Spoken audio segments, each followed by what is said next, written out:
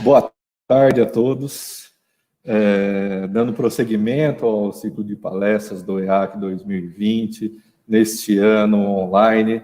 Antes de mais nada, eu gostaria de agradecer ao Orson, a pessoa do Orson, do Fabrício, por ter lembrado, da gente aqui em Araraquara, para ser mediador aqui, entre o João e o Edgar, e nós nos sentimos muito felizes em poder participar. Se nós estivéssemos no encontro hoje presencial, com certeza estaríamos lá com as camisetas da Perispírito, mas diante desse nosso novo cenário, estamos utilizando o que nós temos de melhor para poder falar a respeito do Cristo, Estamos utilizando da tecnologia, e esse é o tema da nossa sala, Tecnologia, influência na vida familiar e social. E para isso, para nós discutirmos a respeito desse tema, nós temos dois feras. O Orson colocou na minha mão dois feras aqui, para poder mediar. Edgar Miguel, de Bauru, e João Vieira. Boa tarde aí, meninos. Vocês, é uma alegria muito grande estar participando do IAC. Um grande abraço ao nosso querido amigo Orson Carrara, lá de Matão, que é uma pessoa de uma amizade fantástica e maravilhosa. Que Jesus possa abençoá-lo sempre. Boa tarde a todos que estão aqui nos acompanhando, e que a gente possa falar desse assunto novo, de tecnologia e doutrina espírita e vida cotidiana. Muito obrigado, boa tarde a todos. Bem, eu quero agradecer também esse convite para participar desse evento tão importante, ainda mais junto do João e do Manu. Eu só tenho a agradecer pela oportunidade de fazer essa troca, de aprender, de poder contribuir com alguma coisa e de trabalharmos em reflexões que possam fazer com que a nossa vida seja melhor cada vez mais. Eu agradeço muito estar aqui mesmo. Quando eu falei a respeito dos dois feras, olha só o currículo deles. O Edgar Miguel, 55 anos, empresário, escritor, consultor, professor e conselheiro, palestrante profissional dos assuntos de gestão de pessoas, de carreira, de processos e de negócios.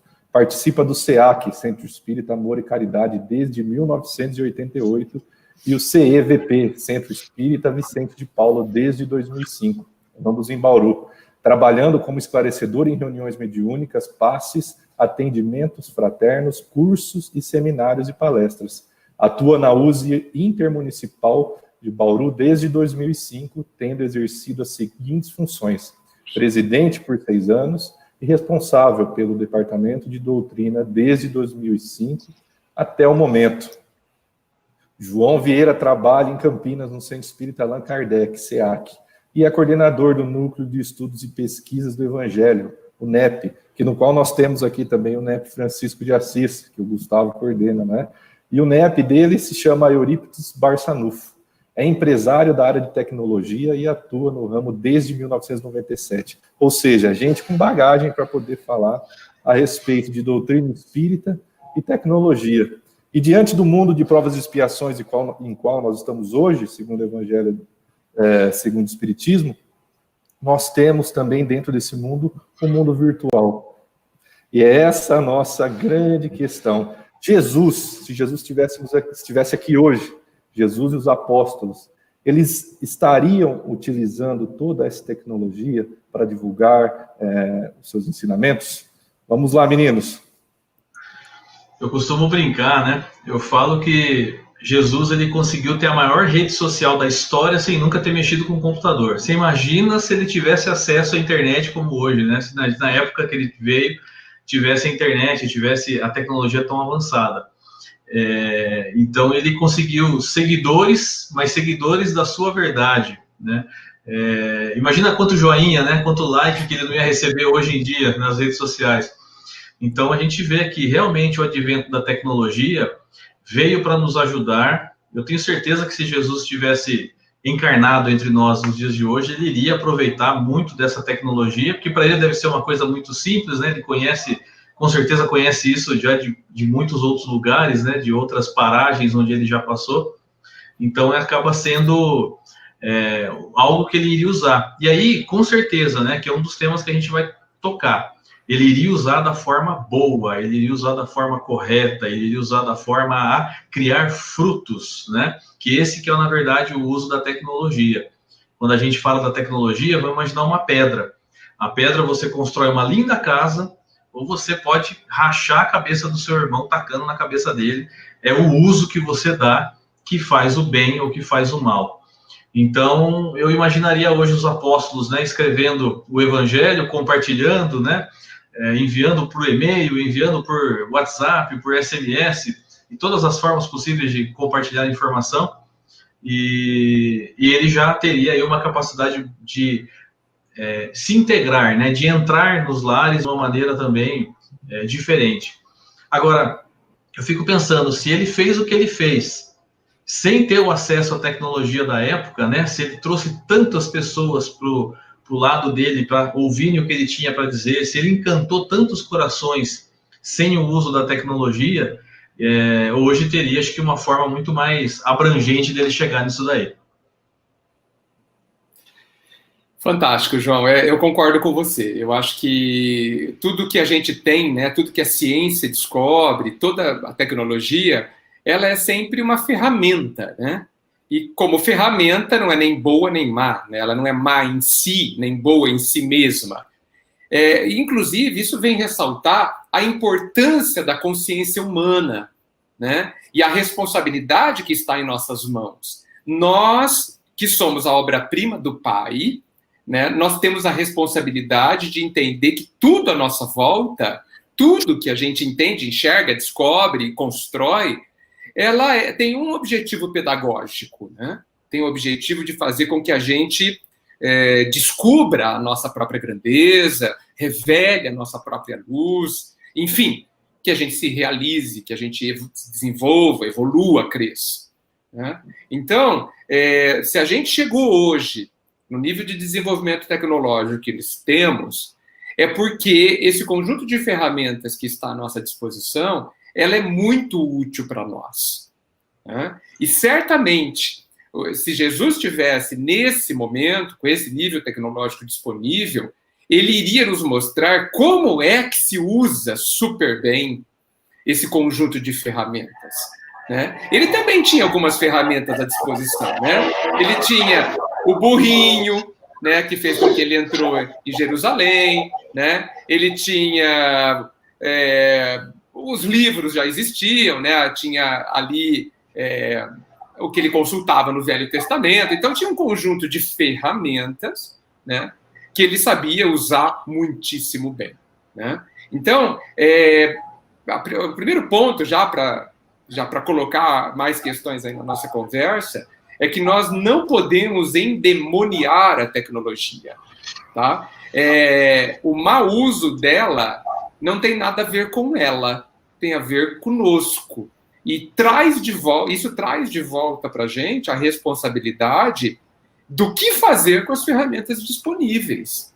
Nós não podemos, nem devemos, nem tem por que ignorá-la, né? Nem tem por que tentarmos tirá-la das nossas vidas, porque isso seria, de certa forma, desprezar a oportunidade de fazermos o bem com mais facilidade, né? Divulgarmos, alcançarmos com mais facilidade. É como se a gente, diante da pandemia, se recusasse a fazer palestras online, se nos recusássemos a conversar usando a tecnologia. Seria um contrassenso. Agora, a gente precisa tomar cuidado com o tecnicismo, né? Que é aquilo de considerar a tecnologia como centro da vida.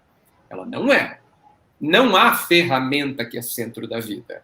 O centro da vida é o humano, né? É o que está dentro de cada um de nós, é a nossa humanidade, né? E aí, evidentemente, que eu estou me referindo ao ser, né? Que é o espiritual também. Agora, a gente precisa entender como é que a gente lida com isso e por que a gente está lidando tão mal. Esse ponto que você tocou, Edgar, que o tecnicismo e a tecnologia não é o centro do ser, né? É um ponto que eu, particularmente, sofri um pouco com isso, porque eu estou na tecnologia desde muito jovem, né? Eu entrei, foi até engraçado, porque a minha mãe me colocou num curso de informática, né? Que ela queria que eu fizesse informática, na época lá do Windows 95, lá atrás. Sim. E aí eu não saí mais, né? Eu nunca mais fiz outra coisa, eu só trabalhei com tecnologia. E por muitos momentos eu achava que a tecnologia iria resolver tudo. E quando você começa a entrar em certas situações, em certas convivências, em relacionamentos, você começa a olhar, não, peraí, né? A tecnologia é uma ferramenta, né? É um auxílio, ela não é o que vai te dar a solução da sua vida. E é, como você disse, o uso. Porque você fala o seguinte, olha, é melhor não usar a internet porque ela tem muita coisa feia, muita coisa ruim. Tem, claro que tem, mas se você procurar, se Sim. você entrar no Google e digitar o que você quiser, você vai achar. Sim. Então, o direcionamento que a gente dá, aí vai entrar. A gente sabe que o que a gente pensa, o que a gente sente, gera o mundo em nossa volta. Perfeito. Se o que a gente pensa, o que a gente sente, a gente bota no Google, encontra e compartilha e se liga àquilo, aquilo vai virar uma espécie de rede, não só nosso, que está lá o encarnado olhando aquilo, mas também com uma rede de desencarnados que vão aproveitar daquilo e vão querer participar daquela situação, daquele sentimento, daquela emoção toda.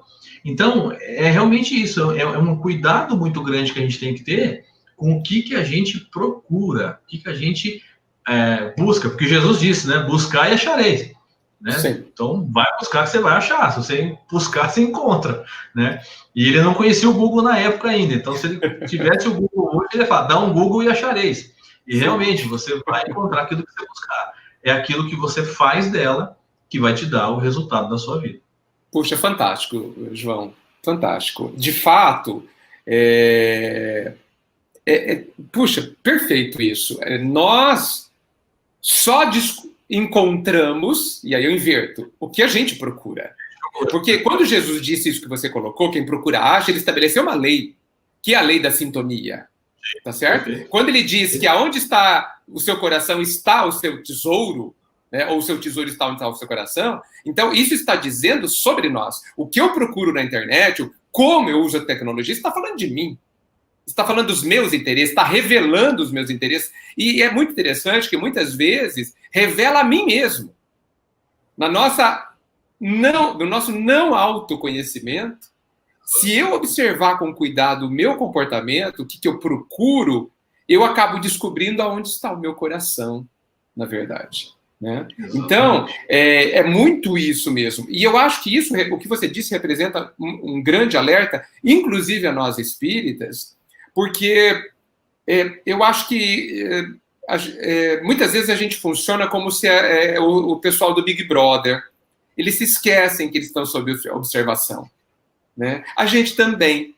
A gente se esquece que à nossa volta há uma nuvem de testemunhas. Há uma nuvem de seres com objetivos, corações, pensamentos, que são escolhidos e determinados pelo nosso pensamento e sentimento. Né? Então, só de pensar, a gente está fazendo uma espécie de Google. Né? A gente está procurando, a gente está irradiando um tipo de busca, né? E a gente imediatamente encontra a sintonia de um conjunto de mentes e corações que se afinam conosco. Né? A tecnologia, ela vem, inclusive, potencializar o que a gente está sentindo, né? Se a gente pensar com cuidado. Né? Se eu tenho acesso a um milhão de informações, que aquilo, de certa forma, pode me excitar, no sentido de me trazer ansiedade, de me trazer uma aceleração interna, ou seja, de mexer com o meu psiquismo, com a minha emoção, com o meu pensamento e potencializar o conjunto de sintonias que eu estou fazendo. Né? Agora, a gente não pode esquecer que nós somos um dínamo, uma usina de energia, emitindo pensamentos e sentimentos permanentemente. E como a gente se usa, né? Como a gente deixa esse contexto de tecnologia que você tão bem citou nos influenciar através da nossa busca, nós mudamos a nossa sintonia e aí entramos naquele círculo vicioso ou virtuoso que pode nos trazer paz ou trazer bastante dores, no final das contas. Só para ilustrar, pensando na fala de vocês, né, e falando de sintonia,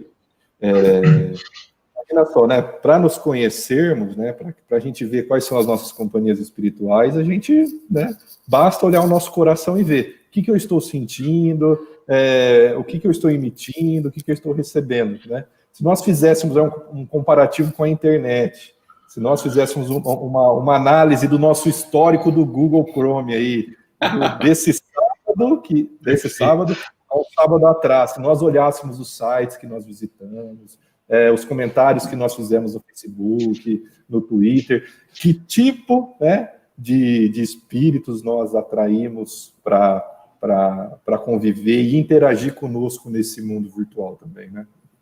Perfeito, mano. Perfeito. A sua fala e a do Edgar é perfeita, porque realmente, isso que você falou do histórico é muito engraçado, porque o histórico é como se fossem suas ações que ficam registradas no seu espírito, né? Sim. Então, se você tiver, por exemplo, uma busca no seu espírito para ver de uma semana como é que você agiu, o que você buscou, aí você vai começar a encontrar e falar, não, puxa vida, não foi legal, não. E a gente vê, por exemplo, hoje, principalmente, infelizmente, a gente vive um momento de muita polaridade. Se você é A, você não pode ser B. Se você é B, você não pode ser A. E se você é A, você recebe um monte de crítica. E estão usando a internet, principalmente as redes sociais, Facebook, Instagram, para esse tipo de polarização. Então, a gente vê realmente, não é a ferramenta que está criando isso, né? Às vezes eu vejo amigos que são espíritas, que estão na doutrina, que estão até na divulgação, e quando você olha o Facebook, você fala, nossa, essa pessoa falou isso no Facebook, meu Deus, né? Desse jeito. Desse jeito, né? Poder falar, você pode falar o que você quiser, mas desse jeito ainda, né? Fica tão estranho, né? E realmente a pessoa acaba soltando ali na rede social o que às vezes tem de pior dentro dela, né? Então, às vezes o pessoal até comenta comigo, João, por que você não se posiciona no Facebook? Mas de jeito nenhum, né? Eu tenho muitas pessoas que olham o meu Facebook, por exemplo, e elas querem encontrar, muitas vezes, uma palavra de auxílio, uma palestra, alguma coisa que auxilie. Então, assim, se eu começar a me posicionar e dizer tudo que tem de ruim dentro de mim, não vai dar certo. Não vai dar certo. A gente tomar cuidado, realmente. Bem, mas aí isso está mostrando, João, o seu nível de consciência a respeito do uso da ferramenta. Né? Porque ela amplifica tudo. Tá? O que você fala no seu trabalho, ele tem um impacto ali das pessoas ali que estão ali. O que você fala na sua casa, o que você fala na rua, tem um impacto. O que a gente fala aqui, o impacto como eu diria, difícil de prever, porque a gente não sabe. Né? Nós, às vezes eu penso que um dos maiores problemas do ser humano é um problema de comunicação. Os maiores problemas. Né? Porque às vezes eu percebo que a gente tem a gente dá muito pouca atenção à necessidade de aprimorarmos a nossa comunicação. Né? De nos fazermos entender de fato. Né? E quantas dores, quantas lágrimas existem ou poderiam ser evitadas porque nos entenderam mal ou porque eu não me expressei convenientemente. Porque penso que a responsabilidade de comunicar-se bem é do emissor, é de quem fala, é de quem escreve, é de quem se posiciona. Né? E a gente precisa estar sempre atento ao público, ao nível do entendimento do outro e preocupado que essa mensagem chegue límpida, que chegue correta. Nas redes sociais, com a tecnologia de qualquer forma, a gente tem como eu diria, uma degradação do nível de qualidade da informação. Se eu só escrevo, por exemplo, no Twitter, ou mesmo no Facebook, se eu só escrevo, nós sabemos que a palavra escrita ela é de menor qualidade que a palavra falada. E que a palavra falada diante do emissor, né, quando você vê a pessoa falando, você já descobre um conjunto de sinais corporais, tom de voz, etc., que a palavra escrita não tem. De jeito nenhum. E isso fica na responsabilidade de quem lê, o que é um perigo, né? Sempre perigo. Então, assim, nós estamos usando essas tecnologias que nos permitem escrever vídeos, etc., sem nenhum tipo de conhecimento, muitas vezes. Ou, tá bom, Ok, não temos conhecimento, mas nós temos a preocupação eu tenho a preocupação de imaginar como isso vai chegar do outro lado, porque é nossa responsabilidade. Então, é algo para se pensar. Veja, não é algo ruim, porque o poder é imenso, né? Sabe aquela coisa? De certa forma, a bondade do Pai nos deu um brinquedo perigoso, uma ferramenta perigosa. Né? Assim como veio a imprensa, né? Quando chegou a imprensa foi do mesmo jeito. Do mesmo jeito. E a gente passa por uma curva de aprendizado, né? Nós estamos aqui nos queimando, nos estrepando, né? E é evidente que daqui a algumas décadas ou séculos a gente vai ter um melhor entendimento de como usar isso. Estamos nessa empolgação total, né? Todo mundo acha que é maravilhoso, que é lindo, tal, mas isso está expondo as nossas grandes deficiências, não tenha dúvida. Até refletindo no comentário que o nosso amigo Clóvis fez, né? Ferramentas, redes sociais, exterioriza, potencializa a elevação ou a baixeza dos nossos espíritos. Então, na verdade, a gente acaba demonstrando muitas vezes, e na rede social fica registrado, né? Você tem um histórico, e como a gente dá uma busca no nosso histórico, tem a pessoa que dá a busca no nosso histórico também. Então, o nosso histórico fica lá. É o famoso stalk, que chama, né? Stalkear a pessoa. Você vai ficar stalkeando a pessoa, ou seja, você vai ficar acompanhando a vida da pessoa. E aí, entra num outro ponto interessante também, Edgar, Manu, que vocês já viram. Todo mundo no Facebook tem uma vida perfeita, todo mundo no Instagram está sempre nos lugares mais lindos, no LinkedIn é o melhor emprego do mundo. Né? É engraçado isso, como a gente vê e como que a gente quer colocar, às vezes, uma realidade lá que não é a nossa. Porque a gente quer fugir da própria realidade que é nossa. E isso não há problema nenhum. Você põe no Facebook, no LinkedIn, Instagram, o que você quiser, de novo. Mas a gente está fazendo uma análise aqui, como disse o Edgar no começo, do ser. Porque quando você começa a pôr coisas que não fazem sentido, que não são a realidade, é uma busca sua de tentar escapar da realidade. Você cria um avatar. Né? Eu conheço pessoas, e falando de tecnologia como um geral, de jogos online. A pessoa tem um avatar no jogo online onde ela é um mega empresário milionário. Quando ela sai do jogo, ela entra na realidade dura do que é realmente a vida e ela não quer aceitar, ela volta pro jogo. Ela passa 12, 13, 15 horas no jogo porque ali ela tem uma realidade diferente da realidade dela.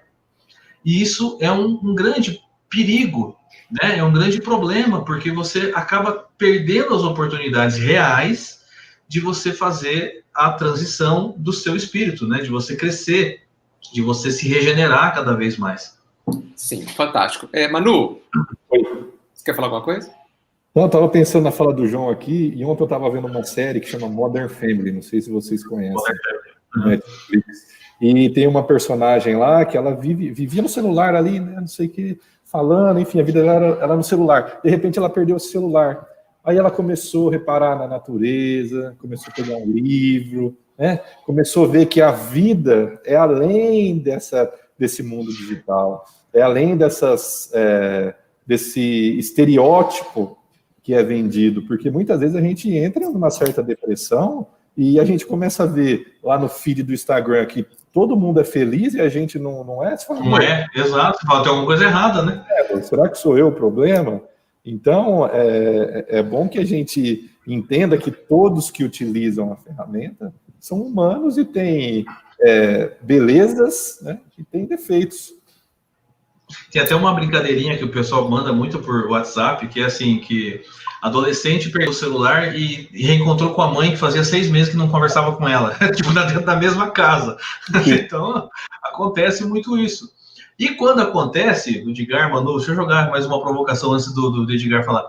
E quando a gente está dentro de casa e conversa dentro de casa com o WhatsApp com outra pessoa, como é que isso funciona na cabeça do ser humano e família, né? Como é que isso pode reagir e interagir?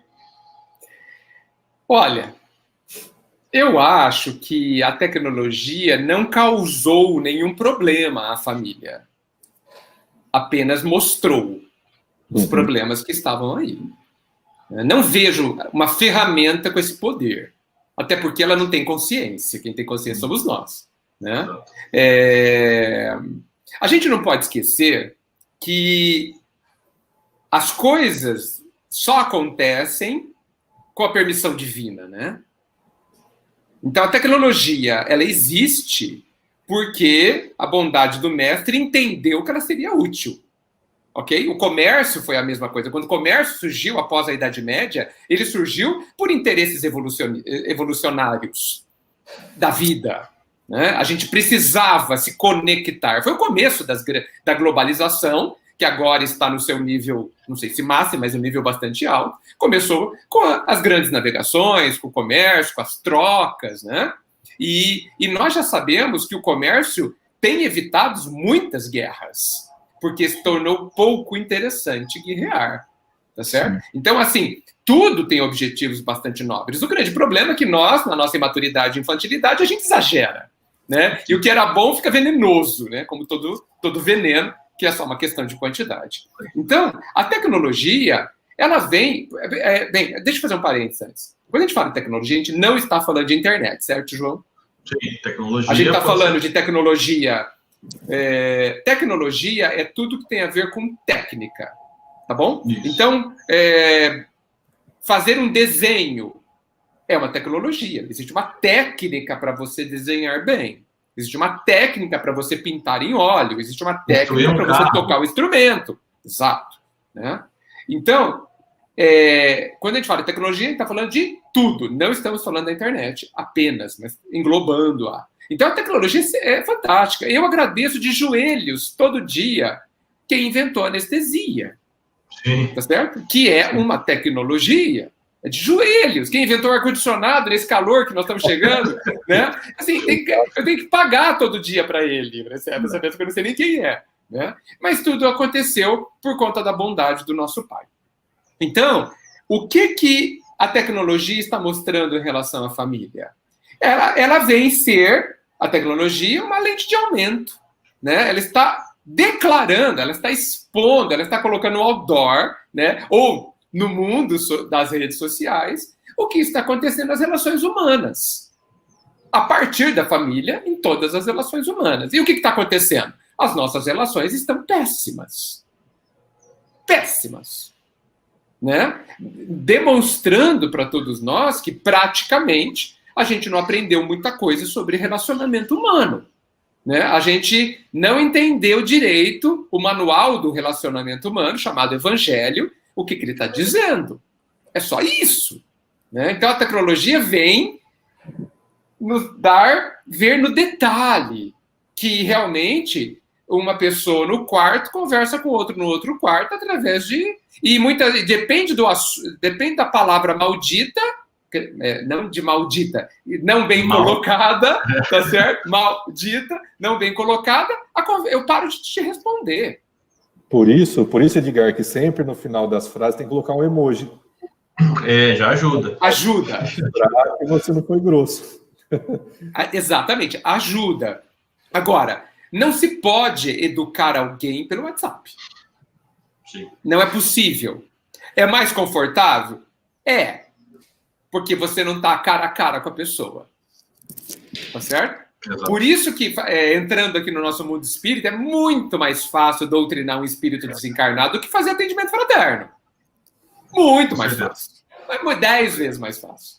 Né? Por quê? Porque existe um WhatsApp no meio chamado Medium. Tá certo? Sim. Existe um intermediário. Né? Então vejam as relações que existem, né? Que as sinalizações que a vida está nos dando. O João, há pouco, falou sobre a realidade, né? Que a gente adora fugir da realidade. A gente sempre fez isso. O álcool está aí nos falando... O álcool é uma tecnologia de fuga da realidade. Sim. As drogas são uma tecnologia da fuga da realidade. Os games, depende de como a gente usa, também. Por quê? Porque alguém inventou que a realidade é ruim. Eu queria conhecer essa pessoa para dar uma surra nela. Né? Se possível. Né? Quem disse que a realidade é ruim? Né? Quem que colocou isso na nossa cabeça? Quem que tem nos aculturado em relação a isso? Nos dizendo que estar encarnado é ruim. Né? Como que a gente pode pensar isso? Né? Sendo que Como que uma coisa ruim pode ser uma bênção, né? Como é que existe uma fila interminável de pessoas que querem encarnar, né, e muitas vezes não podem, ou não há oportunidades suficientes? Por que querem vir para cá? Né? Por que o quanto nós não valorizamos adequadamente essa oportunidade? Né? Eu prefiro estar no mundo de provas e expiações do que num mundo pior que esse. Eu prefiro. Tá? Até porque eu entendo que nós nem começamos a aproveitar esse belíssimo mundo de provas e expiações. A quantidade de felicidade possível na Terra não é brutal, de gigante, frente à felicidade que nós estamos conseguindo realizar dentro de nós. Né? Então, assim, há, na minha forma de ver, uma imensa alienação. E a tecnologia vem mostrar o quanto ela é grande. Perfeito, Edgar. E quando você diz esse mundo maravilhoso que a gente tem, é quando a gente olha para o sofrimento e enxerga ele de uma forma diferente, né? Perfeito. Porque você não olha para o sofrimento, às vezes, com o olhar que ele deve ter. E o olhar que o sofrimento traz é de aprendizado, né? A pessoa que passa por um sofrimento muito grande, ela muda completamente a vida dela. Né? Eu conheço pessoas que tiveram uma doença, uma situação, que era um tipo de pessoa que pensavam em aproveitar uma vida de um jeito antes. Uhum. Quando ela passou pela doença, ela mudou completamente a forma de agir. Para melhor. Para melhor, né? Então a pessoa deixou de muitas coisas que ela fazia, que fazia mal para ela antes, e ela deixou para trás e mudou. Então, assim, a vida, ela tem que ser transformada. Ou a gente transforma ela com o aprendizado que o evangelho, o manual do nosso dia a dia que Jesus deixou, e com as oportunidades, ou a gente aprende, ou a gente vai ser forçado a aprender. Porque ninguém fica estagnado, ninguém fica parado. Né? A tecnologia pode ser uma grande ferramenta para ajudar a gente a aprender. Como você disse, graças a Deus quem inventou a anestesia. Porque até pouco tempo atrás faziam-se cirurgias com conhaque, pano no meio da boca e era assim que funcionava. Imagina a dor, né, que você passava. Nem consigo imaginar. Então, é um absurdo. E quando a gente fala, né, quando você estava falando sobre as exportações que começaram, eu vou até um pouco antes. A questão do domínio de quem tem a informação. Vamos transformar a informação. Lá há 2000 anos atrás, um pouco antes, Júlio César teve um problema sério. Por quê? Porque a nossa amiga Cleópatra começou a não mandar grãos para Roma. Ela produzia os grãos lá no Egito e começou a falar, não vou mandar mais para Roma. Ele foi lá, né, tanto que depois o Marco Antônio teve todo aquele caso de amor com a Cleópatra, enfim. Ele foi lá para saber, o que está acontecendo, você não está mandando mais grãos, você quer acabar com Roma? Uhum. Então ela tinha o poder na mão, né, e ela soube usar aquilo. Né? E quando a gente olha hoje, por exemplo, a informação, ela é um poder gigantesco. Sim. Ela é um poder muito grande. Então, dizem que dizem não, né? A moeda de troca hoje em dia não é mais o dinheiro tanto, é o poder, o que você conhece, né? É a informação. E busca-se hoje muito dessa informação. Quando a gente brinca, né? Você entra no Google, você acha o que você quiser, é um problema, porque se você colocar no Google assim hoje, quero comprar um ar-condicionado. Aí você pesquisa ar-condicionado, tal. Aí quando você entra no seu e-mail Gmail, aparece propaganda de ar-condicionado. Você fala, peraí, como é que ele sabia que eu estou procurando um ar-condicionado? Né, são os scripts, né, que fazem a busca. Então, informação hoje é poder. Eram os grãos da época da Cleópatra, era o café que a gente teve algum tempo atrás aqui no Brasil, são os produtos agrícolas hoje, mas a informação. Porque com a informação você consegue fazer melhor aquilo que você fazia antes. Você vai trabalhando aquilo e fazendo melhor. E por que a gente não pode fazer isso com a informação com a nossa reforma íntima? Com a nossa melhora? Né? Buscar situações, né? Buscar palestras, filmes, documentários que ajudem ajude-nos a olhar esse ponto de vista da vida de uma forma diferente. Então, mudando-se a visão, você muda a questão de sofrimento, a questão de controle, a questão de detalhes do nosso dia a dia, que podem vir, e a tecnologia está totalmente relacionada a isso, né? Sem dúvida, totalmente relacionada a isso. Ô, Manu, você é da área de marketing? Sou da área de publicidade, comunicação. Tá. Até aproveitando... Pode falar. Não sei se você vai gostar do que eu vou dizer, mas qualquer coisa eu já peço desculpas.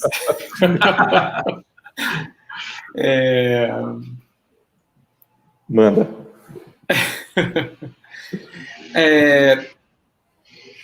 Você tem toda a razão, João. A informação hoje é a grande ferramenta do poder, não é? E a informação está sendo usada de forma brutalmente profunda, né? Milimétrica, né? Particularizada em cada um de nós, porque hoje a tecnologia permite. E ela tem sido usada para explorar as nossas deficiências. Sim. E nos controlar. Mas me parece, eu não vou dizer que é onde começou isso, mas muitas vezes me parece, e aí, perdoem a minha ignorância, me parece, eu insisto em dizer essa parte, me parece que o marketing começou a fazer isso, né? Quando a gente vê determinadas propagandas que nos dizem o que é bom, né?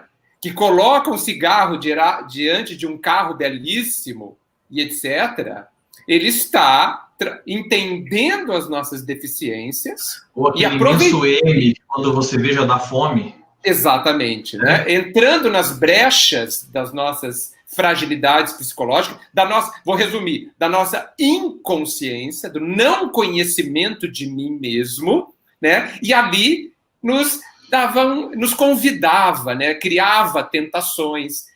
Quantas vezes, nas décadas passadas, o marketing criou necessidade? E aí, Manu, o marketing é mais uma ferramenta. Muitos usaram bem, muitos usaram mal. Como tudo. Né? Então, não é a ciência do marketing que é má em si.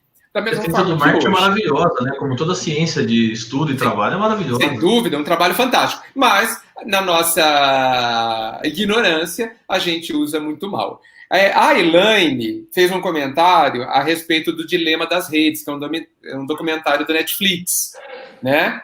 E esse documentário, que, não por acaso, eu assisti ontem à noite, que curioso. Aí, quando eu assisti, eu falei, meu Deus, vai ser fantástico para amanhã, né, para hoje, né? No final, eles estão falando que eles estão aproveitando as nossas fragilidades psicológicas, né? Tendo, como você disse, cada vez mais informação sobre cada um de nós. Tá? Agora, de quem é esse problema? É meu. Por quê? Porque eles estão me manipulando? Não, porque eu tenho as minhas fragilidades. Então, eles têm que parar de fazer o que eles estão fazendo? Não. Eu tenho que... Até porque isso tudo vai mudar quando a gente mudar a nossa forma de ler as coisas, né? Simples. Então, quando eu procurar só aquilo, como você começou há pouco, como eu procurar só aquilo que me convém e não o que eu desejo, os algoritmos vão me dar mais coisas que me convêm. Então, eu vou usar o sistema, só para usar um termo da década de 70, do século passado, eu vou usar o sistema a meu favor. Né? Vocês querem me manipular? Ótimo! Mas me manipulem a meu favor, comandados por mim. Né? Mas, para isso, eu preciso daquilo que o Cristo deseja e trabalha por todos nós, para que tenhamos consciência e maturidade. Né? Então, esse negócio da gente endemonizar o outro, não, tal empresa está acabando com o mundo. Não tem nada acabando com o mundo, não tem nada acabando com ninguém, nós que estamos deixando. O poder que eles têm foi dado por cada um de nós. Exato. Perfeito. E a comunicação, né, Edgar? A gente divulga aquilo que o cliente contrata, né? Estou precisando aparecer, então vamos aparecer e vamos achar essas pessoas que necessitam desse produto. E aí... Quando necessitam, Manu, tá ótimo. O problema é quando o cliente fala assim, olha, eu quero que todo mundo compre isso que ninguém precisa. Então, mas aí sempre tem o público-alvo, né? Por exemplo... esse é o ponto, sempre vai ter gente procurando algo. O smartphone é uma necessidade do mundo todo, praticamente, porque depois que foi inventado, todo mundo não tinha uma necessidade, e depois que inventado, virou uma necessidade. Eu adorava o jogo da cobrinha. Nunca mais, depois que o smartphone surgiu, eu quis saber desse jogo, porque o smartphone tem outras coisas muito sensacionais, né? Então, olha só. Então, hoje a gente... Nossa, como que é agora viver sem smartphone? Como é agora viver sem Spotify, sem Netflix? Parece que o que a gente passou antes, a gente nem lembra. Então, A gente tá... eu sou do mesmo pensamento do Edgar, de agradecer as pessoas, falar muito obrigado por ter colocado o Spotify aí, porque tem disco, tem música que nunca seria acessível para a gente, onde nós estamos aqui no Brasil. Né?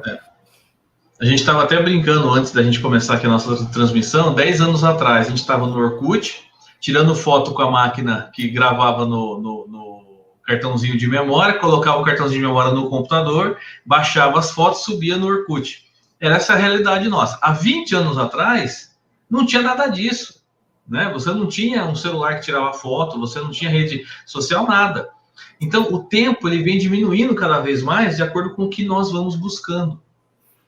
Né? A gente assistia, por exemplo, no fim da década de 70, no Star Wars, eles conversando por hologramas, falavam, nossa, né? Ufa. A gente está quase lá. Né? A gente está quase lá. A gente assistiu na década de 80, De Volta para o Futuro, né? O Marty McFly colocando o tênis lá daquela marca lá, e o tênis se ajustava ao pé dele. Já existe isso, já existe tênis que faz isso, né? Uhum. Então, são coisas que pessoas visionárias, né? Como exemplo do Steven Spielberg e do George Lucas, visionários mostravam pra gente, olha, vão precisar disso lá na frente, um dia a gente vai precisar disso. Então, olha que coisa maravilhosa, né? Tem gente que está muito à frente desse pensamento e que enxerga coisa que ninguém enxerga ainda, né? E só para fazer um paralelo, né, sobre uma fala que o João falou a respeito de quando você vai procurar alguma coisa no Gmail, né, quer dizer, vai procurar alguma coisa para comprar na internet, e aí você entra no Gmail, você entra no UOL, você vê aquele anúnciozinho, né, referente àquele produto que você procurou. E olha que interessante, a tecnologia te oferece de volta aquilo que você procurou. Diferente, né, da campanha. Que sabem o que nós sentimos e trabalham naquelas coisas mais íntimas. Então, a tecnologia não tem esse poder de chegar no íntimo meu e mandar mensagem subliminar, não sei se eu estou sendo claro, e mandar mensagem subliminar a respeito de determinada falha minha que eu não dei a ela características. Entendem? Então, é isso que o Edgar falou. Ele só vai me oferecer, a tecnologia só vai me oferecer aquilo que eu busco nela. E realmente é bom, né? Quantas coisas nós não buscamos, não procuramos, e os algoritmos não nos devolvem produtos que você, talvez numa busca mal feita, não conseguiu encontrar, mas é tudo isso. A gente se conhecendo, e aí eu lembro, como você citou Paulo, João, eu tenho ele, para mim, como uma figura muito focada. Sim, Paulo era foco em pessoa. Então, se a gente está focado na nossa missão aqui, pode aparecer anúncio, pode aparecer tecnologia que a gente ainda nem sabe. Mas qual é o objetivo nosso? É isso que, tendo isso na questão, no cerne, eu acredito que todas as ferramentas que forem surgir vão ser agregadoras e não vão ter mais nenhum tipo de problema. E uma coisa que eu vi em mim mesmo, quem não é da área de tecnologia também tem isso, mas quem é da tecnologia adora tecnologia em tudo. Né? Então, por exemplo, comprei o celular tal. Comprei o celular A, passou 6 meses, lançou o B. Você fala, mas o B é bem melhor. Puxa, como eu queria o B. Aí você vai e compra o B. Você acabou de pagar o B, já tem o C. Você fala, não, mas o C é muito melhor. Então, a gente vai ficando num loop, né? Que você vai alimentando isso. Então, assim, vamos supor, eu caí na seguinte ideia. Tem um celular hoje para mim que me atende, que funciona porque eu preciso, ok. Quando ele parar de funcionar ou quando ele for obsoleto, aí eu vou buscar um outro celular. Que lógico, é tentador você querer um celular novo, você pegar um desses últimos que saíram aí, os mais fantásticos, né, com 3 câmeras, grande e tal. É tentador. Né? Mas é exatamente isso que o Manu está falando. A gente tem que saber o que está dentro da gente, saber controlar os nossos impulsos, nossos anseios, né, para poder buscar isso. Vocês dois falaram de algo que eu considero extremamente fundamental, né? Objetivo, para começar. Né? O que é importante? Propósito, objetivo. O que é importante? Porque é isso que nos orientará nas escolhas. Né? Eu vou para a direita ou para a esquerda? Vocês falaram que Paulo tem foco. né, tinha foco? Puxa, sem dúvida. Mas por quê? Porque ele tinha objetivo e porque não basta ter objetivo, porque é preciso ter olho atento ao objetivo, o que é foco. Porque já me disseram que ter foco é saber dizer não.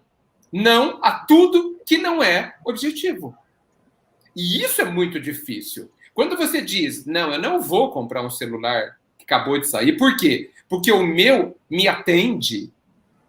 Você está falando não, né, a um convite manipulador que quer algo de você, tá certo? E que desvia do seu objetivo, né? Porque a gente não pode esquecer, gente, que toda vez que a gente dá atenção a alguma coisa, a gente está dando pensamento e sentimento a essa coisa, né? E aí, de novo, aonde está o seu tesouro?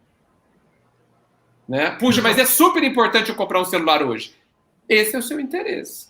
A sua vida está centrada, naquele instante, nisso. E o resto? Você sabe que... Vocês estão me fazendo lembrar de uma coisa que eu estava tentando aqui, mas eu não consegui puxar da memória. Me contaram, eu li em algum lugar, que houve um encontro na espiritualidade de um grande espírito, tal, né, que ajudou muita gente, que aconselhou muita gente, mas ele ia partir para uma esfera mais elevada.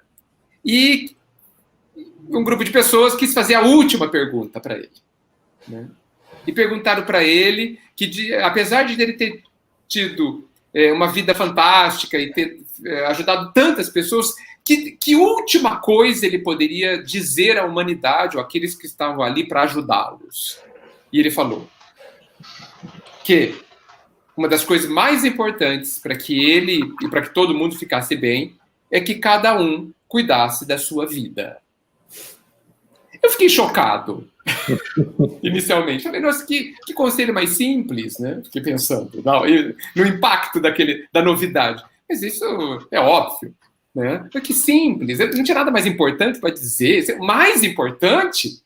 Mas refletindo sobre, eu vi a grandeza, porque por trás disso tem foco, por trás disso tem a indicação do que é importante.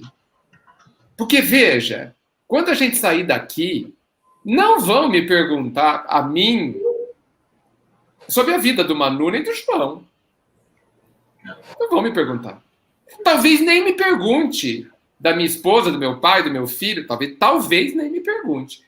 Se me perguntarem, antes, no meu entendimento, vão perguntar a pergunta que eu considero a mais importante. É o que eu fiz comigo. Como eu cuidei dos meus eternos interesses. Então, e nós vivemos num instante de um nível de potencial de distração do que é importante, que é brutal. Brutal. Brutal. Nós podemos ser distraídos por mil meios diferentes. Isso é um problema, inclusive, no âmbito profissional, né? Né, João? Porque antigamente, há 50 anos atrás, a única forma de interromper... Tinha duas formas de interromper uma pessoa que trabalhava. Duas.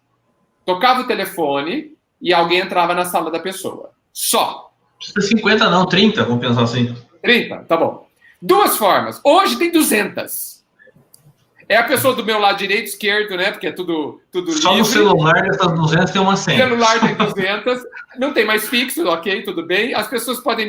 Nossa! Ou seja, tá muito mais difícil ter foco. Mas nós já demos alguns passos. Então, querendo dizer, nós temos capacidade para isso. Só que nós não estamos atentos, estamos negligenciando o uso dessa capacidade. Tá? Então, assim... A primeira e mais importante pergunta que vamos fazer a todos nós: o que você fez com você?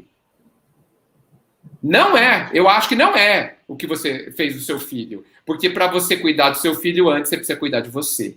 Então tá tudo interligado. O que você fez com o seu filho é o resultado do que você fez com você. Com certeza, João. Então a primeira pergunta, talvez resuma tudo, é o que você fez com você. Isso é foco. Paulo se preocupou com o mais importante. Sim. Exato. Fala, me permita uma pequena filosofia aqui, só para... Poxa, por favor. Durante sua fala, Edgar, fiquei pensando, né? Nessa colocação dessa história que você falou, a gente cuida da vida dos outros, né? Essa é a preocupação. Mas se a gente for analisar, a gente não cuida da vida dos outros, a gente descuida da vida do outro. Porque se a gente cuidasse, né, a gente ia estar lá falando, viu, João, o que você precisa? Cuidado. Vamos conversar. Então, a gente descuida, porque eu negligencio o Edgar, negligencio o que ele sente, as dificuldades dele, e aí eu começo a falar mal. Então, isso não é cuidar, é descuidar. Então, quando realmente a gente cuidar, meu Deus do céu, né, o que não vai ser do mundo? Não, e engraçado quando vocês... Por favor. Só fazer um comentáriozinho rápido antes sobre Paulo, que Paulo me fascina. Eu acho que muita gente se fascina por Paulo, né? O Paulo, quando ele era fariseu no templo, ele era focado em ser fariseu no templo. Ele perseguia cristãos, ele fazia o papel dele. Quando ele entendeu que ele estava fazendo de uma forma que não era legal e mudou o foco dele, ele foi o melhor cristão que existiu.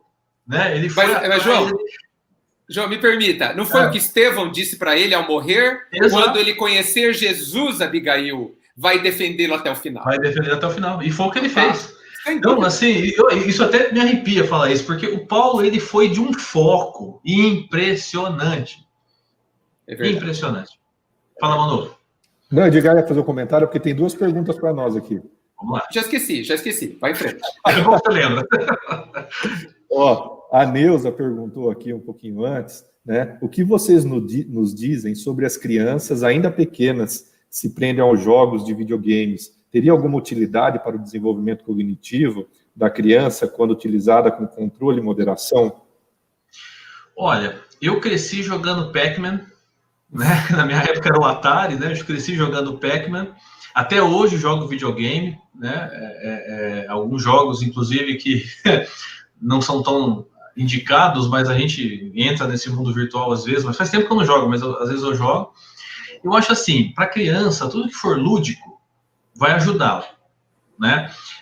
Recentemente teve uma filhinha de um colega meu, que ela já nasceu nesse meio tecnológico. Ela pegou uma revista, tinha uma foto pequena, ela começou a fazer assim na revista, ó, assim, ó, para aumentar a foto da revista, porque a realidade para ela já é virtual, né? Então ela já aprendeu desse jeito, né? Revista para ela já não era mais comum, né? Então eu acho assim que se for lúdico, não tendo excesso, mas sendo educativo, eu acho que sim, eu acho que jogos ajudam sim. Eu não sou especialista na área de pedagogia, a minha esposa que então eu ouço muitas vezes dela falar sobre isso. Então, sim, se for educativo, né, sem excesso, para ajudar, eu acho que sim, pode ajudar bastante no desenvolvimento, sim, cognitivo, de lógica, de pensamento, acho que pode ajudar, sim. O que você acha, Edgar? Eu concordo plenamente. Veja, parto do pressuposto de que tudo é uma ferramenta útil para alguma coisa. Veja, se a gente observar bem, o grande problema do ser humano é o exagero. O que é o egoísmo se não um exagero de alguma coisa boa? Exacerbado, né? O que é o orgulho se não um exagero, né? Então, assim, a gente pega o game, pega o jogo, e a pessoa fica 5 horas jogando. Poxa! O exemplo que eu dei daqueles jogos de avatares, a pessoa passa 12, 13 horas. Exato. Então, veja, a criança, ela precisa de estímulos. Só que ela precisa de toda ordem de estímulos. Isso. E não somente de um. E não só aquele estímulo, exatamente. Exato. Então, ela precisa de toda ordem. Então, de novo, a distribuição, né? O não exagero de nada. E é o que Emmanuel tantas vezes fala, né? Que podemos ter alegrias na vida encarnada, podemos ter prazeres, sem dúvida, né? No necessário, na moderação, no equilíbrio. Talvez a gente possa dizer que toda a vida seja simplesmente aprender a viver com equilíbrio, né? Como dizia lá o Sêneca, né? Os estoicos, né? Quando dizia aqueles pensadores adoráveis lá. Jesus foi um grande equilibrado, né? Falou na medida, agiu na medida, né? Ficou silencioso diante de Pilatos. Por quê? Não valeria a pena, não teria motivo nenhum, não é? Então, a gente precisa realmente verificar por que é que a gente adora os extremos. né? O ser humano, a humanidade é pendular, né? A gente vai do nada para o tudo. Não tem nada, ninguém para no meio, né? Aí do tudo pro nada. Aí tudo pro nada. De novo. E a gente vê isso até na questão de quando a gente tem aquele ponto de inflexão na vida do espírito, que a gente era muito mal e a gente resolve ser bom. Descobre que é bom ser bom. E aí a gente se torna moralista muitas vezes. Né? Exatamente. E a gente quer levar todo mundo obrigatoriamente para o bem, né? Os exageros. Mas é assim que a gente aprende. Perfeito. É aquela coisa, tem que ter games? Tem, mas tem que ter atenção, carinho dos pais, passeio no parque, tudo. Né? Sim, tudo. Conjunto, como você falou. Sim. Olha lá, temos uma pergunta do Fabrício também. Qual o sentido da evolução tecnológica nas mãos capitalistas? Será uma prova e expiação ou evolução que vai por caminhos tortos? Posso começar, João? Pode, claro, fica à vontade. Primeira coisa, a pergunta é fantástica, mas eu queria fazer uma ressalva na forma como foi colocado. Qual o sentido da evolução tecnológica nas mãos capitalistas? Que tal colocar nas nossas mãos? Muito bom. Porque esse negócio de falar o povo, a sociedade, esse sujeito indeterminado me perturba.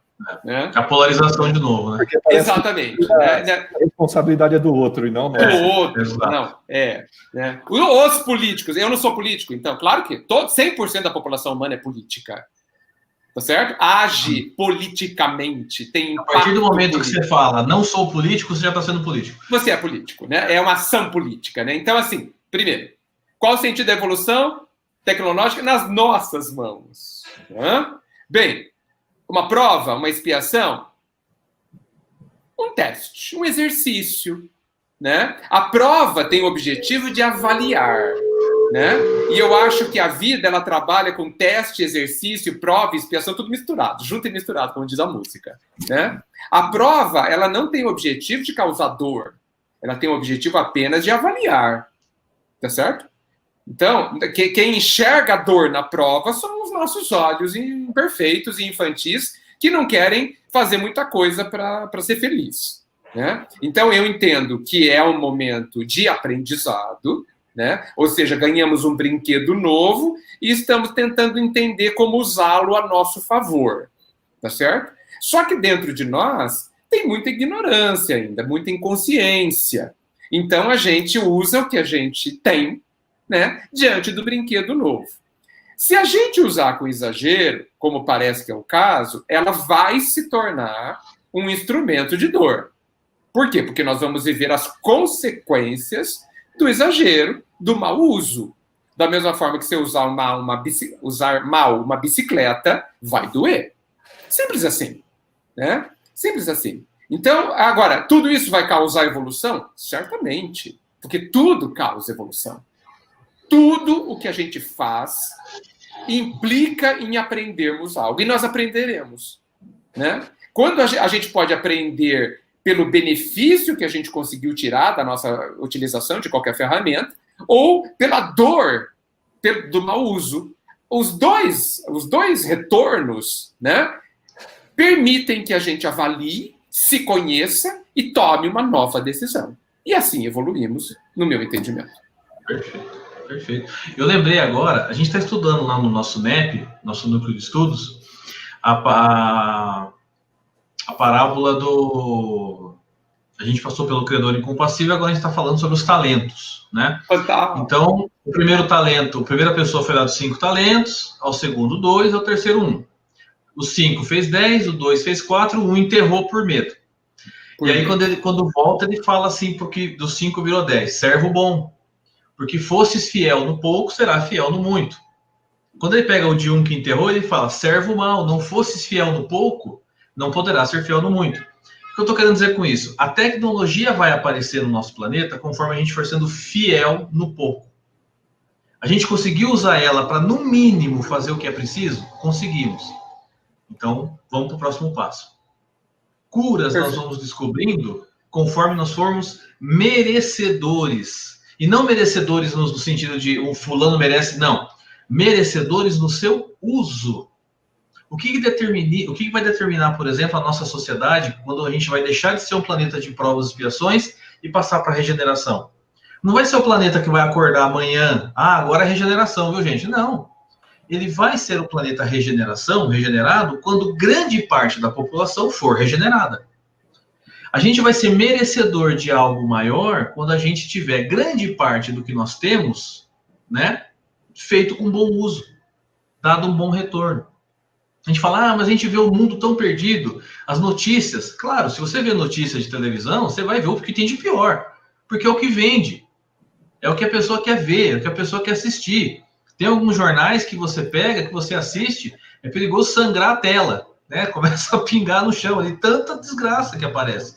Mas se você buscar o que tem de bom, você vai achar muita coisa boa da tecnologia. Perfeito. Muita coisa boa. Você falou uma coisa que é bastante recorrente, inclusive, infelizmente, no meio espírita. É a questão de que se o mundo está perdido. E somos nós que temos que ter a maior, né, vontade de fazer isso mudar, né?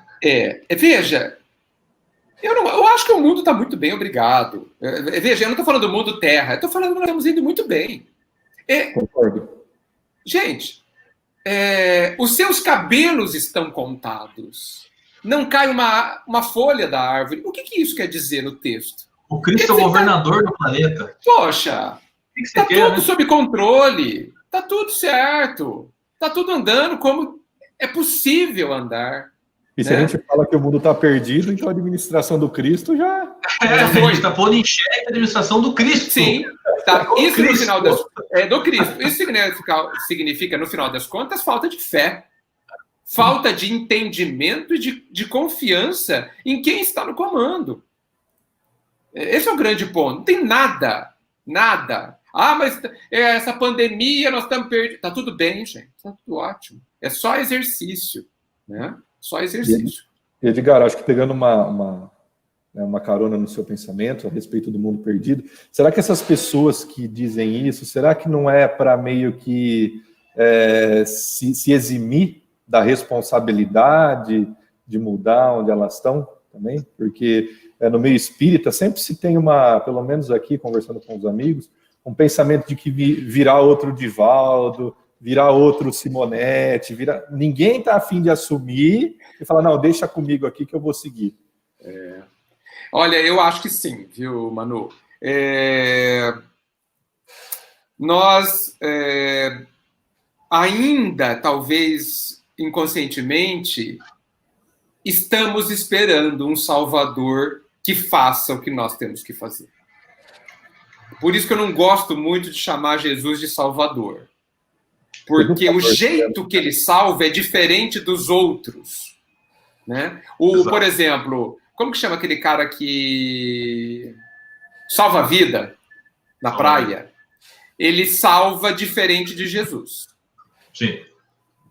Jesus ensina a nadar. Ele pula na água, você está se afogando, ele pula na água, fica do seu lado, não rela em você. Tá certo? E fala assim, filho, faz assim, ó, aí que você vai boiar. Tá? E agora vem por aqui mas é com as nossas forças. É óbvio que se eu tiver sem força nenhuma, ele me segura. Né? Eu quis aproveitar a imagem do salva-vidas. Mas parece que tem forte dentro de nós a síndrome do Peter Pan. Nós não queremos crescer. Nós não queremos assumir a nossa responsabilidade, porque evolução implica em responsabilidade. Inventar o que é responsabilidade é alguma coisa ruim e pesada. Não é. Porque junto dela vem a liberdade. Boa, exatamente. Vem a liberdade. Só se tem responsabilidade com responsabilidade. Inclusive, existe um psicólogo que eu gosto muito, chamado Viktor Frankl, e ele, quando ele viu pela primeira vez a Estátua da Liberdade na entrada de Nova York, ele propôs que no outro lado dos Estados Unidos fosse criada a Estátua da Responsabilidade. Porque não pode haver só uma. As duas andam juntas. Só que nós achamos a responsabilidade e o dever, né, que estão muito relacionados, como sendo algo ruim, pesado, né? Nossa, uma prisão, um sacrifício. É um engano tremendo. Né? Para mim, dever e responsabilidade são avenidas retas e simples na direção do Cristo. É o caminho mais fácil. Olha só que terrível eu dizer que o dever é o caminho mais fácil. Como mais fácil, Edgar?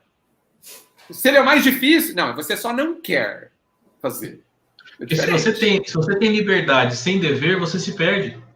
Puxa vida. A gente se estrepa inteiro, né, João? Se estrepa inteiro.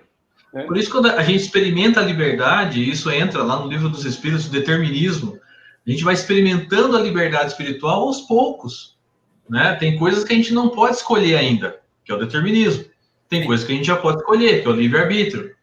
E pelas coisas que a gente pode escolher, é que a gente se perde. A gente vai patinando nas reencarnações e trabalhando tudo isso. Exatamente. Perfeito. Só que a gente precisa... a gente precisa não rejeitar a responsabilidade, João. Isso Porque, veja, diante da responsabilidade... Por exemplo, vamos para a família. Existem pais que rejeitam a responsabilidade de educar os seus filhos. Que é uma responsabilidade inalienável. Desculpa. Ah, mas eu não quero. Problema seu que você não quer, é sua. Aí eu vou delegar. Não pode. Não vai. É sua. Faz parte do cargo. Espera aí que eu vou dar um telefone com o joguinho para ele aqui, para não me encher o saco. Exato. Vem junto com o cargo, gente. Faz parte do pacote. Se você ler nas letras miúdas, vai ter isso aí. Exato, está no contrato. Tá no contrato. Então, a gente só quer o lado bom, né? Desculpa, falei de uma forma péssima. O quê? A gente só quer o lado fácil, desculpa. Porque tudo é bom, né? Tudo é bom. E não quer o lado que, por enquanto, por não sermos muito experientes, por estarmos aprendendo, não queremos o lado trabalhoso, né? Então, a gente ainda acha, eu acho que o fruto disso é um completo desentendimento que a maioria de nós tem, inclusive os espíritas, e inclusive eu mesmo, né? Eu preciso me incluir nisso, senão eu caio naquela minha crítica, de que nós não viemos aqui para brincar, aqui não é parque de diversão, aqui é lugar de trabalho, arregace as mangas, porque vai precisar. Como diz André Luiz, lá no comecinho do Nosso Lar, é melhor suar do que chorar. Mas a gente tem escolhido o inverso, infelizmente. E isso aí, Edgar, essa parte que você traz para a família, ela acaba sendo como um todo, porque na família você tem liberdade, mas também tem responsabilidade. Obrigatória. Né? Depois que você chega num certo ponto da sua vida, você começa a ter outras formas de obrigações, outras responsabilidades, né? Que se você não assume, você vai estar falhando, não com o outro também, mas com você, principalmente, aquilo que a gente falou lá atrás. Né? O que vai ser perguntado de mim? Né? Ah, mas não é perguntado do meu filho? Não, vou perguntar de você primeiro, porque você é a resposta para o seu filho, você que é a forma que você agiu com ele, que você tratou, que você, né, ajudou a esse planejamento. Então, lógico, a gente tem que colocar, claro, existem aqueles pais que fazem de tudo pelo filho, mas o espírito tem a tendência, infelizmente, de cair. E ele vai cair por qualquer forma que seja, pela tecnologia, por qualquer coisa, ele vai cair por aquilo. Então, é importante, assim, a gente não está colocando aqui que questão de culpabilidade, não é isso que a gente está dizendo. A gente está dizendo que tem que haver um esforço, tem que haver um trabalho, tem que haver um arregaçar de mangas e fazer. Não pode ter preguiça. Né? Tipo, mas não, uma preguiça agora, que nem o Manu falou, tô aí um joguinho, vai jogando aí, vai, né? Sim. Não, claro, se ele gosta de joguinho e você está precisando de um momento, ok, né? Mas se você cria isso como uma coisa padrão, toda vez que você quer ter sossego, tá o joguinho e fica quieto. Quando chegar um momento em que ele precisar, aquela criança precisar de uma referência a alguma coisa, ele vai achar onde? No joguinho. No joguinho. E aí? Ou não vai achar. Ou não vai achar. Né? Então, a questão de família, quando a gente fala, né, a tecnologia na família, existem hoje questões tecnológicas inúmeras, a tecnologia entra no nosso lar, como a televisão começou a entrar há algumas décadas atrás, hoje é a tecnologia. Eu acredito até, na minha concepção, que daqui a algumas décadas nós não teremos mais a televisão como a gente conhece hoje, né, com esses canais que a gente tem, eu acho que não vai existir mais, né?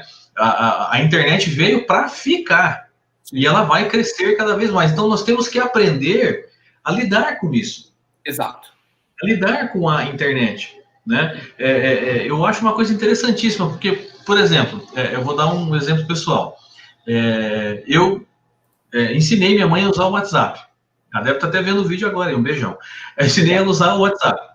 Por quê? É legal para ela, porque ela pode se comunicar com outras pessoas que estão em outras cidades, a família que está em outro lugar, né? E troca-se, faz aquela troca. Aí, recentemente, ela está entrando no Google, pesquisando as coisas que ela acha legal. Então, isso é muito legal, isso ajuda bastante, né? Mas, óbvio que isso não vai trocar o meu relacionamento com ela. Eu com a minha esposa, nós adoramos tecnologia, a gente discute tecnologia, ela adora, ela não é da área de tecnologia, ela é pedagoga, ela adora tecnologia, às vezes ela fala coisas que eu não sei. Ah, você viu tal coisa que saiu, você não sabe? Eu falei, não estou sabendo, eu vejo com ela. Só que isso não vai mudar o que eu tenho de relacionamento, os meus deveres, minhas obrigações, minha liberdade e os deveres, obrigações e liberdade dela. Então, eu acho que é isso que a gente não pode confundir mais, né? A tecnologia está aí para ajudar, sim, mas para ajudar a gente a nos desenvolvermos. Como você falou lá no começo, ela não é o cerne da questão. Não. Ela é ferramenta. Sim. E a gente precisa aprender a usar. A gente está meio terminando, Manu? Temos 15 minutos, segundo... Dá tempo. Então dá tempo.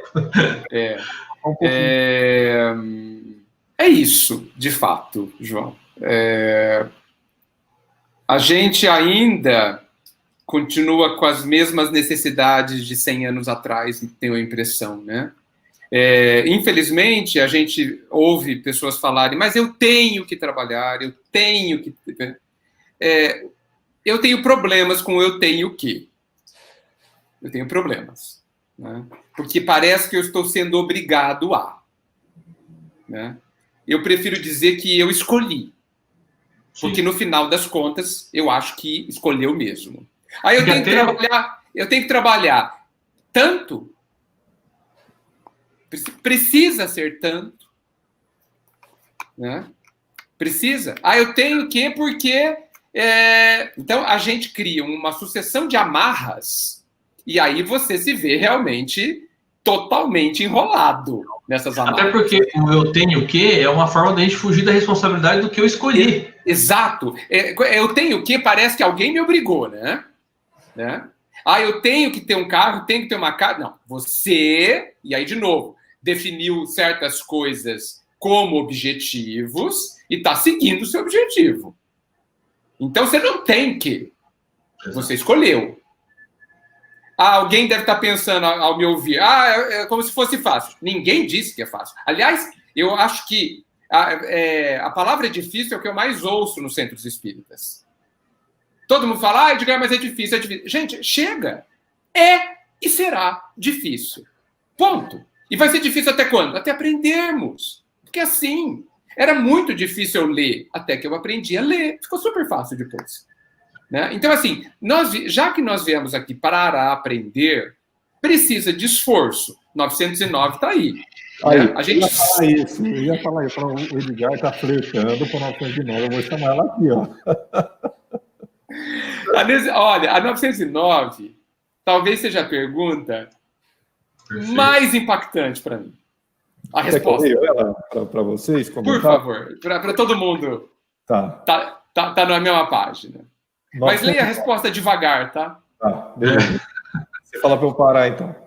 Não, só leia devagar. Tá. Poderia sempre o homem, pelos seus esforços, vencer as suas más inclinações? Agora a resposta. Sim. E frequentemente fazendo esforços muito insignificantes. Nossa. Ele falta é vontade. Ou seja, um punhal nos corações. Né? Quão poucos dentre vós fazem esforços. E às vezes tem pessoas que eu ouço dizer que falam assim, nossa, o livro dos Espíritos é muito cruel, Mas não é que ele é cruel, ele é verdadeiro. Ele é verdadeiro. E os Espíritos respondem. Se fizer esforço insignificante... Dá até vergonha, né? Gente, eu quero dizer que os meus esforços não são... Sim. Ou seja, sabe o que eu entendo, eu depreendo? O tamanho da resistência que eu tenho. Sim. Porque quando a resistência acabar, o esforço vai ser insignificante. Né?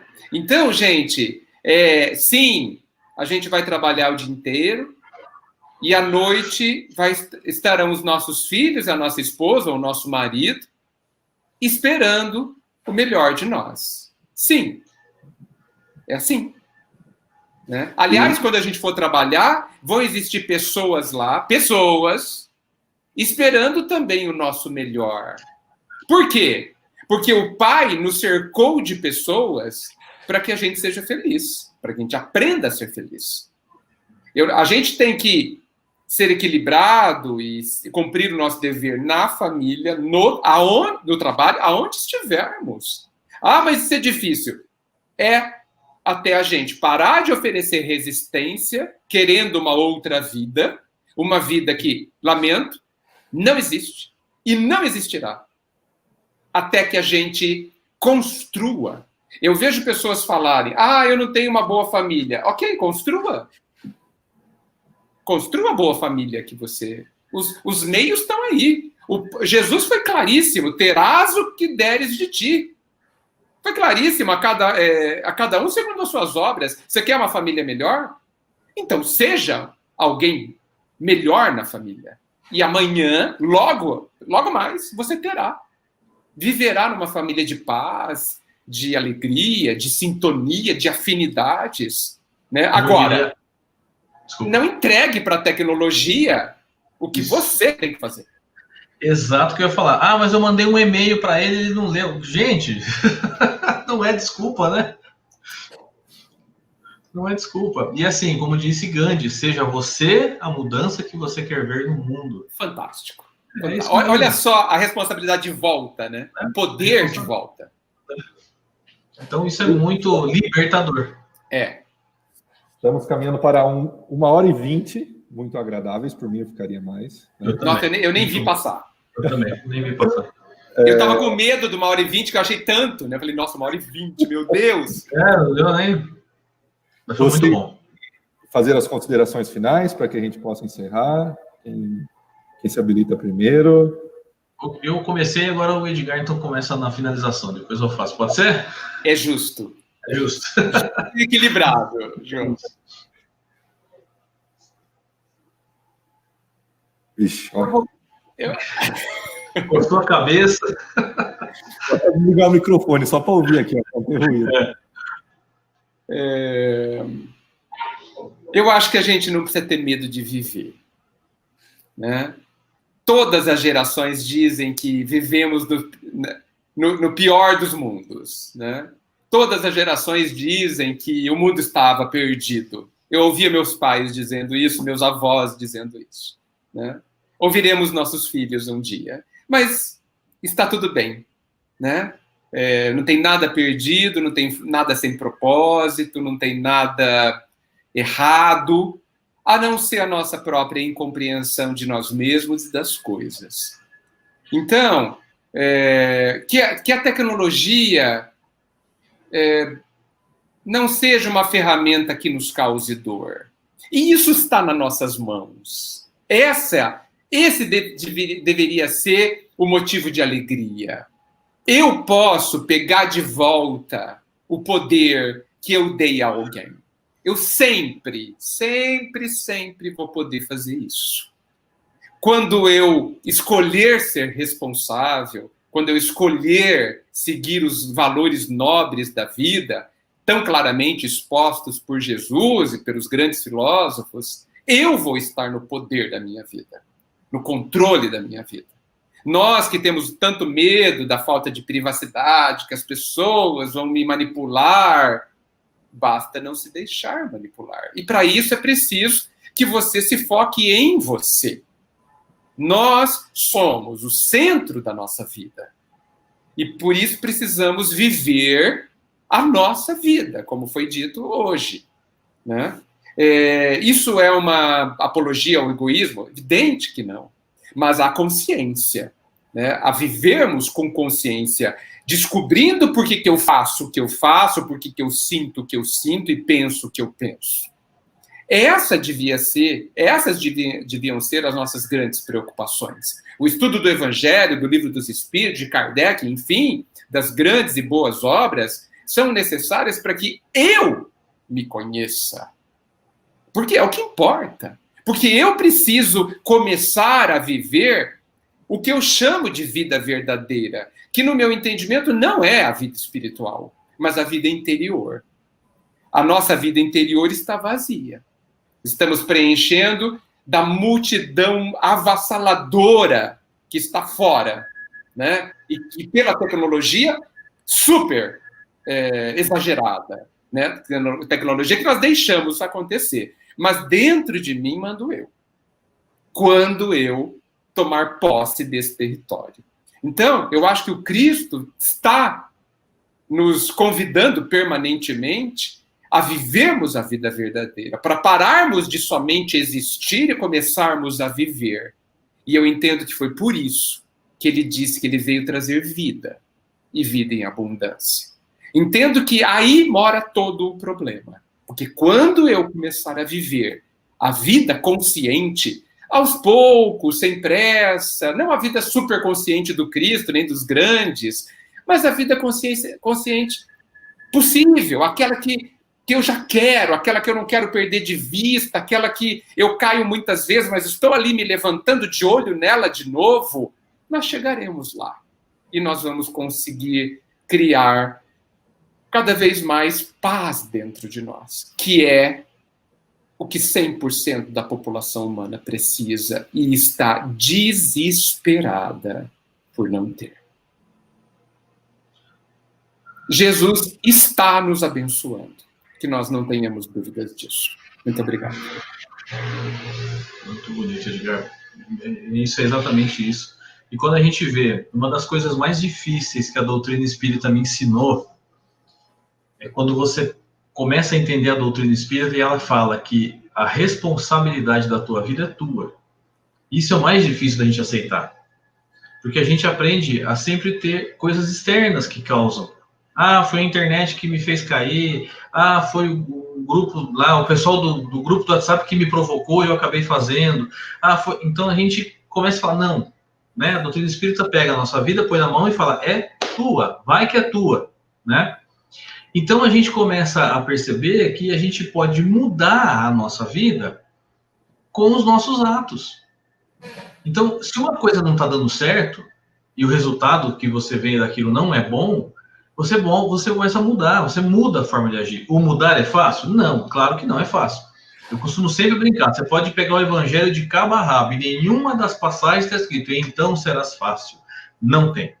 É difícil sim, porque o difícil nos permite que nós demos valor, né? É igual uma criança. Se você der tudo de mão beijada para ela, vai se tornar um adulto que não vai saber lidar com o mundo. Então Deus, na sua imensa sabedoria, faz isso com a gente. Ele nos permite que nós aprendamos com a nossa responsabilidade, com as ferramentas que ele nos permite que nós tenhamos, de acordo com a nossa capacidade, necessidade e merecimento. E aí nós vamos fazendo dessas ferramentas o melhor para a nossa vida. O melhor para o nosso próximo, e esse próximo começa principalmente dentro de casa. Meu pai, minha mãe, meu filho, minha esposa, minha filha, meu marido, meu companheiro, seja o que for, começa ali no menor núcleo da sociedade. Né? Quando Kardec pergunta qual que seria o resultado do fim da família, e os espíritos falam, a recrudescência ao egoísmo. Então a família é a base da sociedade, ela nunca vai acabar. Ela pode sofrer transformações como vem sofrendo. Né? Existem diferentes formações de família hoje em dia. E tudo bem. O que importa que existam nessas famílias é o amor, é o respeito, é a necessidade de cada um ver no outro de auxiliar, de trabalhar, de fazer o melhor para ela. E lembrando, a família, ela nunca se divide, ela cada vez mais se agrega. Né? Então, quando você, por exemplo, você é filho, você casa com uma outra pessoa, você não saiu da sua família original, você agregou a outra. Né? Então, a gente agrega as pessoas. Quando a gente começar a olhar com um olhar de agregar, a gente vai usar melhor a tecnologia, a gente vai usar melhor as ferramentas que a gente tem, a gente vai usar melhor a nossa vida para poder crescer. para que a nossa vida possa ser como Cristo disse: faça em mim a tua vontade, Pai. Como disse Paulo, já não sou eu que falo, mas é o Cristo que fala por mim. Quando ele está falando isso, eu estou vivendo aquilo que o Cristo exemplificou. E isso não é papo religioso, né? Por mais que a gente fale isso, não é papo religioso. Nós estamos falando de uma pessoa, de um espírito que tem uma experiência ímpar em amor, e que ele veio falar para a gente: me siga, vinde a mim, porque eu vou ajudar vocês a crescerem. Permitam que eu ajude vocês a crescer. Então, que a gente permita, além de tecnologia, além de tudo de bom que o nosso planeta oferece hoje, que o Cristo seja o nosso leme. E gostaria de dizer da alegria inenarrável de estar do lado do Manu, de estar do lado de você, Edgar, a honra que eu tenho de dividir essa tela com vocês. Que Jesus abençoe o trabalho de vocês grandemente, que vocês continuem nesse trabalho de divulgação. Jesus abençoe sempre. Muito obrigado a todos pela oportunidade. Obrigado também. O prazer é todo meu, né, de poder compartilhar esses momentos com vocês, de estar participando do EAC, enfim, de ter conhecido tantas pessoas boas, tantas pessoas que agregam no movimento espírita, e é nisso que a gente tem que se apoiar, nessa rede de amigos, nessa rede de amigos e pessoas que se comprometeram, né, juntos lá no plano espiritual, para que a gente pudesse fazer alguma coisa diferente, para que a gente mudasse um pouco o nosso padrão vibratório, para que a gente auxiliasse no nosso micro local, né, diante da nossa família, dos nossos amigos. E estou muito feliz de poder ter participado com vocês. O Edgar eu já conhecia, mas o João parece que já foi só um reencontro. Olha, adorei conhecer o João também. Agradeço ao Morrison. Agradeço. Eu fico imaginando a gente lá no plano espiritual falando: gente, daqui uns 70 anos a gente vai se encontrar numa live. Que legal. Que bom que aconteceu. Que bom. Isso quer dizer que a gente vai assumindo as nossas pequenas responsabilidades, né? Quando o Edgar falou a respeito da nossa posição no trabalho, na posição da família, as pessoas têm que reconhecer a atitude espírita cristã das nossas atitudes, e não chegar para nós e perguntar que religião que você é. Porque a nossa religião tem que exalar pela nossa fala, pelo nosso olhar, pelos nossos gestos, e é isso que nós, espíritas, precisamos pensar. Se todo esse discurso, se todo esse EAC, se todas essas palestras, eu vou fazer com que elas reflitam imediatamente no meu dia a dia, para que a gente possa mostrar que o mundo não está perdido, e como nós sabemos muito bem, não está, e que depende de nós, não mais do outro, de nós. O bastão está nas nossas mãos, porque daqui a pouco nós seremos chamados ao plano espiritual. A gente não sabe. Sim. Não sabe se eu vou ser chamado agora, se eu vou ser chamado depois, enfim, a gente não sabe. Não. Mas até então, diante desses minutos que se seguem, o que a gente está fazendo de bom para a gente e para quem nos cerca? Então eu acho bom que a gente cuide de nós e cuide da vida dos outros naquele cuidado de cuidar. Né? Fantástico isso, Manu. De se preocupar, né, em poder auxiliar ao máximo, e não fazer com que a gente crie mais inimizades, né, retornando aqui para fazer o que a gente deveria ter feito há muito tempo. As pessoas reclamam, desculpa falar, as pessoas reclamam que o mundo é ruim. Então vamos desencarnar? Não vamos desencarnar não, quero ficar aqui. Então ele não é tão ruim assim. Não, tá ótimo. Vixe Maria, imagina como não era antes, há 2000 anos, olha como nós estamos hoje. Não é? Espero poder reencontrá-los em lives e daqui a pouco, pessoalmente, para a gente poder... Eu também. E, enfim, muito obrigado a todos. Muito obrigado aos comentários que tivemos aqui. O Clóvis participou bastante, acho que é o conhecido do o Clóvis é lá do nosso neto, Eurício Barçanufo, grande amigo. E agradeço a todos pelos comentários, foi muito importante, e é assim que a gente vai crescendo. Então, até a próxima, e muito obrigado a todos. Obrigado, gente. Muita paz. Tchau, tchau.